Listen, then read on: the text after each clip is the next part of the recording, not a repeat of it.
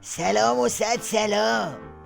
تو شبای قبل تا اینجا اومدیم که عظما نوچه های اکبر کوسه رو رد صلاحیت کرد و شیخ اکبرم گفت که با این وجود همه باید بیان پای صندوق و رأی بدن.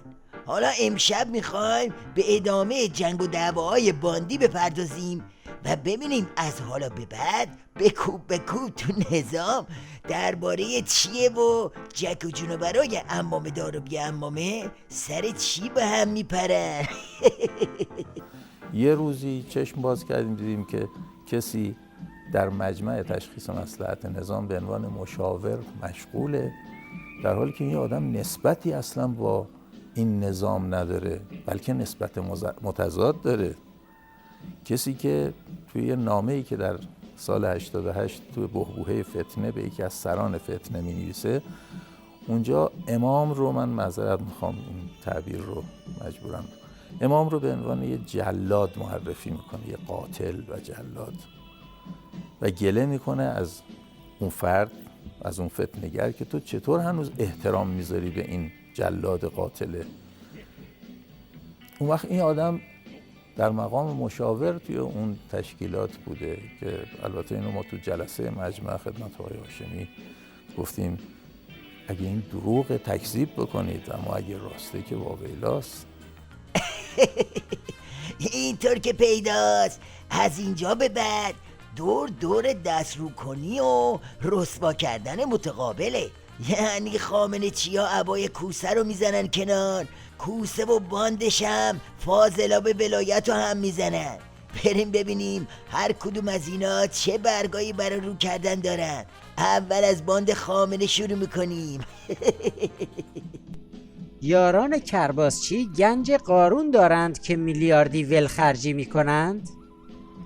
رئیس اتحادیه باغداران گفت حجم وسیعی از انواع میوه های تابستانه خارجی به صورت ناگهانی در تهران توزیع شد. این کار با رابطه بازی انجام شده است. بله، تعجب نکنی، چپاول تو نظام ولایت محدوده نداره. از میوه‌های تابستانی شروع میشه میره تا نفت و بنزین. میر کاظمی رئیس کمیسیون نفت مجلس: عملکرد وزارت نفت با رفتار عربستان تفاوتی ندارد. دلال‌های بنزین در 2.5 سال گذشته بنزین‌هایی را وارد کشور کردند که نه تنها یورو 4 نبود، بلکه طبق گزارشات به دست آمده حتی توزیع برخی از این بنزین‌ها در 10-20 سال گذشته ممنوع بوده است. اینم یه افشاگری از زاکانی که به اندازه سر سوزن از غذایای کرسند رو اینجوری رو کرده. عده‌ای در کرسنت گاز ایران را به 1/5 قیمت فروختند. در قرارداد کرسنت مقرر شده در 7 سال اول به ازای هر 28 متر مکعب قیمت گاز 50 سنت باشد و در 18 سال بعد 109 سنت باشد. البته شیخ فریو از نابشم تا دلتون بخواد از طرف مقابل گزک دارن و جای جاش جفتک اعتدالی رو نثار رقیب میکنن. جهانگیری معاون اول آخوند روحانی: کسانی که 22 میلیارد دلار پول مملکت را در دبی و استانبول با قیمت پایین به خارجی ها فروختند باید شرمنده باشند. اینها بابک زنجانی درست کردند و دکل نفتی را گم کردند. خب این سهم پاسدارا بود، حالا سهم عنتری نژاد و باندش رو هم ملاحظه کنید.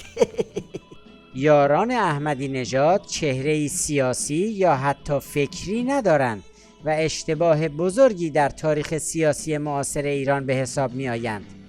هر فرد و گروهی که به این گروه نزدیک شود یا حمایت کند، اولین موردی که به ذهن دیگران منعکس می شود اختلاس، بحران، دروغ و خسارت و فروپاشی است. این دست رو کنی ها حالا ادامه داره و تا روز نمایش انتخابات هم شدیدتر و شدیدتر میشه. نتیجهش آشولاش شدن هرچه بیشتر نظام ولایت و پارپوره شدن قبای عظماست. نظامی که از دل چنین انتخاباتی بیرون بیاد 100 بار داغونتر و له و لورده تر از قبله. بله اینجوریاست. شب بخیر تا فردا.